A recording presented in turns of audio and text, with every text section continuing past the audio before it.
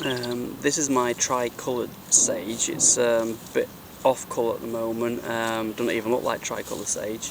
But the good thing what I want to mention about these plants and other herbs is that most of the actual plants in the herb family, which there's close to 1,000 that I know of, you can eat the actual flowers on them.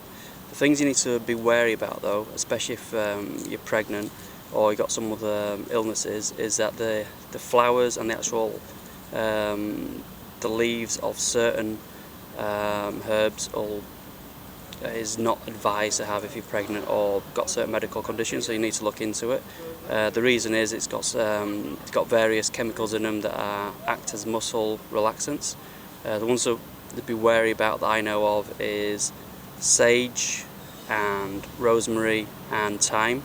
And in medieval times, they used to use these plants for women that were pregnant to help to induce labour early, or to if the labour pains were too much, to try and induce the birth earlier.